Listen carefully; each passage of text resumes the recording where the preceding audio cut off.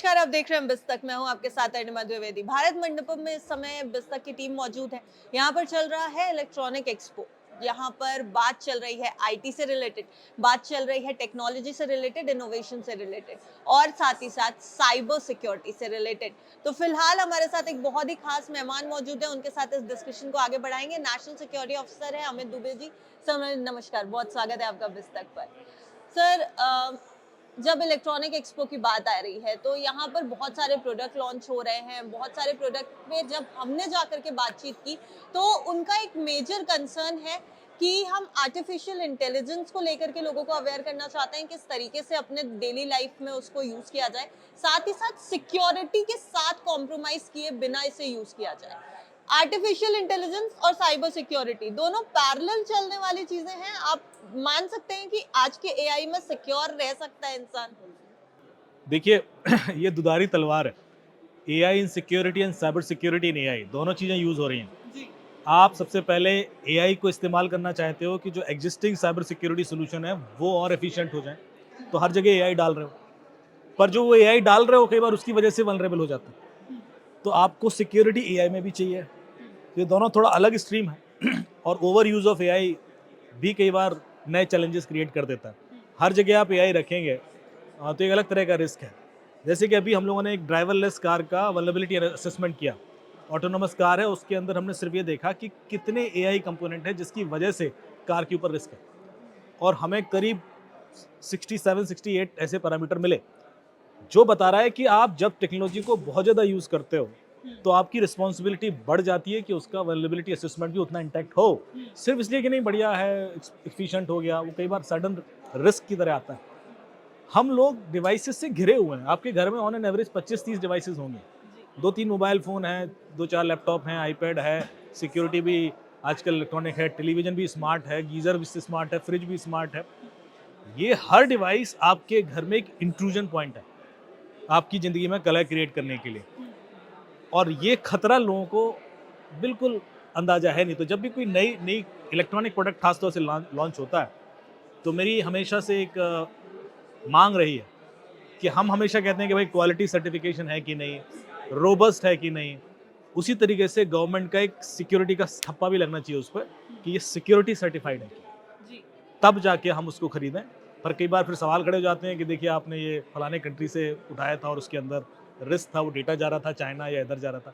ये सारे खतरे हम कैसे दूर करें, इसके लिए सरकार को थर्ड पार्टी बॉडी का सर्टिफिकेशन देना पड़ेगा हर इलेक्ट्रॉनिक प्रोडक्ट पर। मेरे ख्याल से उससे थोड़ा सा रुके।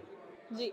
सर बात जब इंडिया की होती है तो उसकी बाउंड्रीज की भी बात करनी बेहद ज़रूरी है। और आज का ये जो सिनेरियो है, अभी कुछ समय पहले हम और भी गेस्ट से ये डिस्कस कर रहे थे, सिर्फ फिजिकली थ्रेट नहीं है अब इंडिया को, वर्चुअली डिजिटली हर तरीके का थ्रेट है। अगर हम न्यूज़ रिपोर्ट्स पे जाएंगे तो चाइना से थ्रेट है।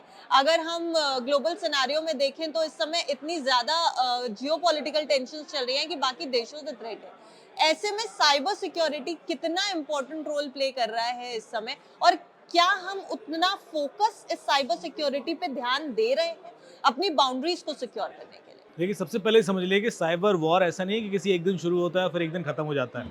बाकी वॉर्स की तरह नहीं होता। जी। साइबर वॉर लगातार होता है, ये अभी भी हो रहा है, चल रहा है, और इस वजह से हमें लगातार उसको रोकना भी होता है। इंडिया के ऊपर हर साल 15 लाख से ज़्यादा अटैक होते हैं, पर आपको कितने न्यूज़ में मिलते हैं कि 2-3 सक्सेसफुल हो गए, 10 सक्सेसफुल हो गए। मतलब बाकी तो हम रोकते ही है ना।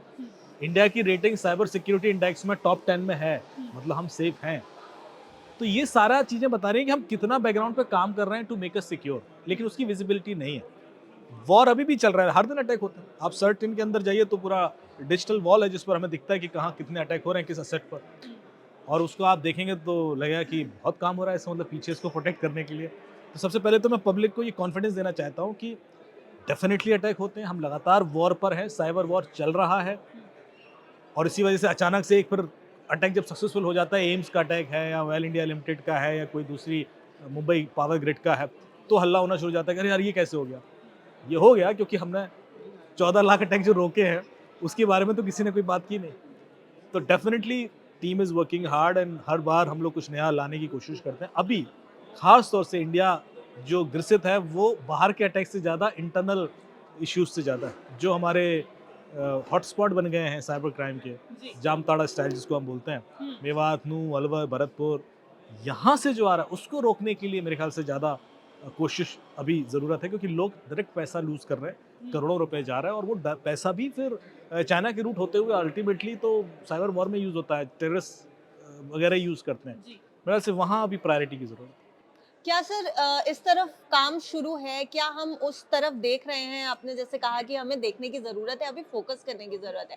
तो हमारे रडार पर तो ये चीज़ें हैं, बट हम कितने एफर्ट्स उसमें लगा रहे हैं कि हम इंटरनली भी अपने आप को सिक्योर रख पाएँ सिक्योरिटी के टर्म्स में? एफर्ट होते हैं, लेकिन हर बार क्रिमिनल थोड़ा-सा अनफॉर्चुनेटली आगे होता है। जी। Criminals are innovators. जब भी हुँ, मैं कोई केस सॉल्व करता हूँ, तो हमेशा कुछ नया सीखने को मिलता है हुँ, कि यार ऐसे भी हो सकता था, ये तो हमने सोचा नहीं। जब मैं बोलता हूँ कि ओटीपी चुराने के 12 तरीके हैं, तो ये 12 तरीके मुझे क्रिमिनल ने सिखाए, ये किसी किताब में नहीं थे, ये कहीं न्यूज़पेपर में कभी नहीं छपे। हुँ, तो ये चीज़ें वो लोग ईजाद करते हैं, इनोवेट करते हैं। हुँ, क्रिमिनल्स आर इनोवेटर्स, क्योंकि उनको सर्वाइवल के लिए इनोवेशन करना है। हाँ, हम थोड़ा-सा पीछे इसलिए रह जाते हैं क्योंकि हम इन्वेस्टिगेट करके जब तक पता करते हैं, तब तक कुछ लोग लुट चुके होते हैं, और तब हम जाके लोगों को बताते हैं कि अरे! ऐसा हो रहा है। हुँ, डिजिटल अरेस्ट का केस है, अब सबको पता है कि चलो डिजिटल जी, अरेस्ट नाम की कोई चीज़ नहीं है, जी, और उस चक्कर में हज़ारों लोग लुट गए। हुँ, तो ये हमेशा थोड़ा-सा आगे रहने का उनका ट्रेंड रहा है। हुँ, पर हाँ, अब जो सरकार की कोशिश है कि हम प्रोएक्टिव हो जाएँ। हम पहले से चीज़ें ऐसी टाइट कर लें कि ये हो ही ना, कम हो जाए। हो सकता है कि कुछ स्टेट के अंदर हम पायलट शुरू करें कि भई पहले स्टेट को हम साइबर सेफ बना दें कि इसके अंदर यदि किसी का पैसा निकलेगा, हुँ, तो गारंटेड है कि हम उसको रोक लेंगे और वापस ले आएँगे। हुँ, इसके अंदर कोई साइबर अटैक होगा तो गारंटेड है कि हम उसको रोक लेंगे। यदि हम उस तरह का guaranteed cyber safe umbrella create कर गए, हुँ, क्योंकि एकदम से पूरे इंडिया में करना बहुत मुश्किल होगा। बहुत ट्रैफ़िक है, बहुत सारे मॉनिटरिंग की ज़रूरत पड़ती है। But let's start from small states. हुँ। हो सकता है हिमाचल से शुरू कर लें, हो सकता है दिल्ली से शुरू कर लें, हो सकता है हम गोवा से शुरू करें, और उसके बाद उस मॉडल को रेप्लिकेट करें पूरे देश में। मेरे ख्याल से ये एक पैटर्न है जो मैं सजेस्ट करूँगा, we should try as fast as possible. Sir artificial intelligence इस समय कितना अनसेफ या कितना सेफ है, मैं आपसे जानना चाहूंगी, क्योंकि बहुत सारी चीजें आर्टिफिशियल इंटेलिजेंस के साथ भारत में आई। डीप फेक उनमें से सबसे बहुत बड़ी चीज थी। और उसके अलावा जब हम टर्म्स में बात करते हैं आर्टिफिशियल इंटेलिजेंस, तो आपकी वॉइस चेंज हो जाना, आपकी शक्ल तक चेंज हो जाना, जिसे हम डीप फेक कहते हैं आम भाषा में, कितना सेफ या अनसेफ है, कितना हमारी रडार पर है ये सिक्योरिटी के टर्म्स एक वेबसाइट देखना आप, thispersondoesnoteexist.com, में? उस पे जाएँगे, जी। उसको खोलेंगे तो उसमें ह्यूमन फेस आ जाता है, हाँ। ऐसे व्यक्ति का जो इस दुनिया में है ही नहीं। उसको रिफ्रेश करना तो हर सेकंड वो एक नया फेस बनाएगा, ऐसे बच्चे का, व्यक्ति का, बड़े का, वुमन का, जो इस दुनिया में है ही नहीं। हुँ, इसको बोलते हैं style GAN generated AI images of human faces. इस तरह के 8 बिलियन इमेजेस ऑलरेडी जनरेट हो चुके हैं। दुनिया में कितने लोग हैं? 8 ही बिलियन हैं। और ये सारी इमेजेस यूज़ कहाँ होती हैं? सोशल मीडिया प्रोफाइल चल रहा है, इंस्टाग्राम प्रोफाइल चल रहा है, और मार्केटिंग के लिए फेसेस यूज़ हो रहे हैं, मॉडल्स की तरह यूज़ हो रहे हैं। फिर लोग उनसे कनेक्ट हो जाते हैं, फिर वो लोग उनसे इन्फ्लुएंस होकर उनको फॉलो करना भी शुरू कर देते हैं। ये एक खतरा बढ़ रहा है। उस व्यक्ति की आवाज़ हो जाएगी, उस व्यक्ति का अ, हर तरीके से ट्रस्ट यूज़ किया जाएगा टू ड्यूप यू, आपको ही लूटा जाएगा। हुँ, लोगों को ये डिफरेंस ही समझ में नहीं आता अभी।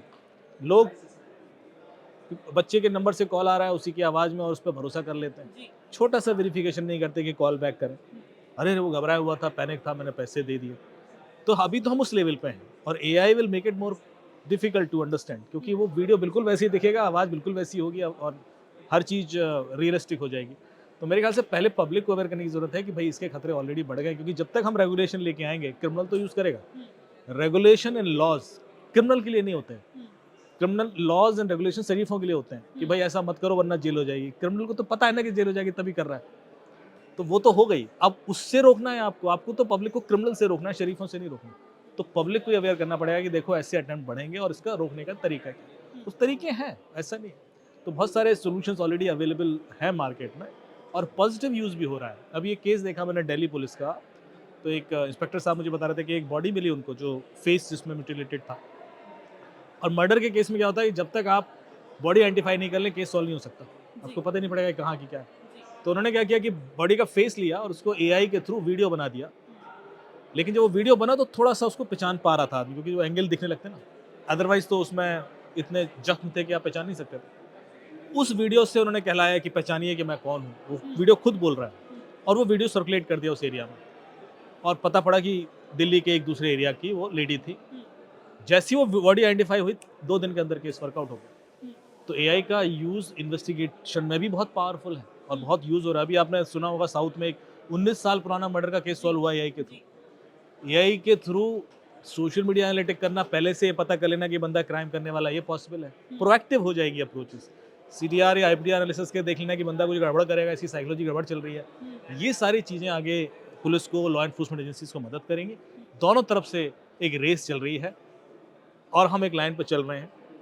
जैसा मैंने अब क्रिमिनल थोड़ा सा आगे जरूर रहेगा, लेकिन ऐसा नहीं है कि हम चीज़ हमारे हाथ से निकलेगी। हम डेफिनेटली उसको मैनेज कर पाएंगे। सर हमारे जो इंटरनल फोर्सेस भी हैं अभी कुछ समय पहले हम कर्नल से बात कर रहे थे डिफेंस मिनिस्ट्री ऑफ डिफेंस से।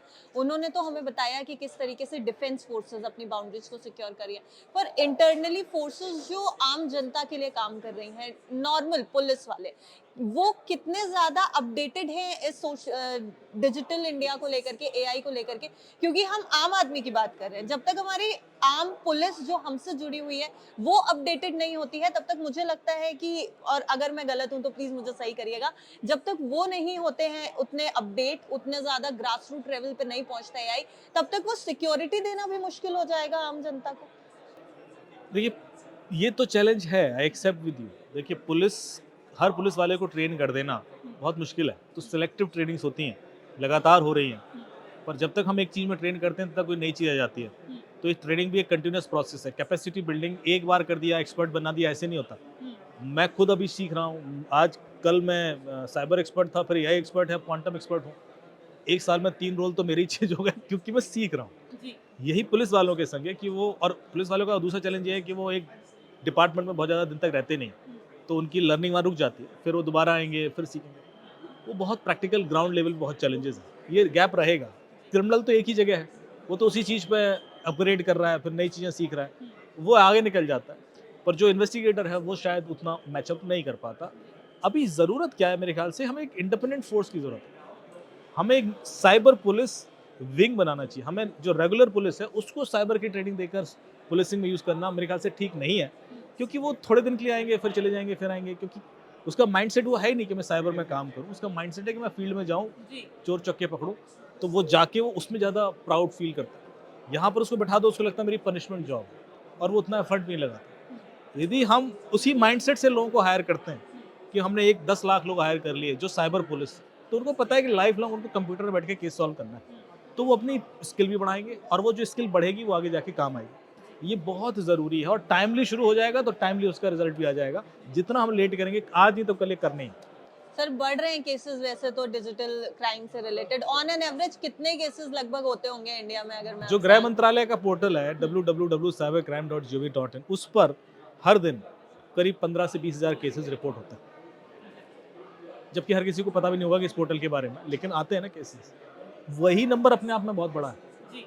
मतलब यदि आप गौर से देखें तो 9 लाख के करीब केसेस एक महीने में हो जाते हैं। तो ये अपने आप में एक चिंताजनक बात है कि भाई इसको लेकर एक देश लेवल पर मुहिम छिड़ी जाए। दूसरा क्या है कि हमारे यहाँ law and order state affair होता है, तो स्टेट पुलिस, अब वो बंदा क्रिमिनल क्या करता है कि हॉटस्पॉट में रहता है। हॉटस्पॉट बॉर्डर एरिया होता है। वो 2 दिन राजस्थान में क्राइम करेगा, 2 दिन दिल्ली चला जाएगा, फिर हरियाणा आ जाएगा, फिर यूपी आ जाएगा, घूमता रहेगा। उससे क्या होगा, वो एक ही सिम को 10 बार यूज़ कर लेता है। जब तक पुलिस इन्वेस्टिगेशन के लिए जाती है वो स्टेट में होता नहीं है। तो ये लूप होल्स हैं सिस्टम के, जिसका उसको फ़ायदा होता है। मेरे ख्याल से यदि सेंट्रल लेवल फोर्स होगा तो हम उसको रिएक्शन जो है वो फास्ट हो जाए। जी, और हम भी यही उम्मीद कर रहे हैं सर कि ये जो बढ़ते हुए नंबर्स हैं वो कभी ना कभी तो कम हो जाएंगे, क्योंकि एआई जिस तरीके से क्रिमिनल्स उसका यूज कर रहे हैं उससे ज्यादा यूज इस समय मुझे लगता है कि हमारे इन्वेस्टिगेटिव फोर्सेस कर रही हैं उसको। सर हमारे साथ जुड़ने का बहुत बहुत शुक्रिया, आज एआई पे और साइबर सिक्योरिटी पे आपसे बात थैंक यू करके सो मच। बहुत। Thank you. तो ये थे हमारे साथ अमित दुबे जी, साइबर सिक्योरिटी कितनी इंपॉर्टेंट है और एआई क्या रोल प्ले कर सकता है, ये सब कुछ आज इनके साथ डिस्कस किया है। ये डिस्कशन आपको कैसा लगा है हमें कमेंट बॉक्स में जरूर बताइएगा, और आपके कुछ सवाल हैं तो जरूर पूछिएगा। देखते रहिए बिस्तर।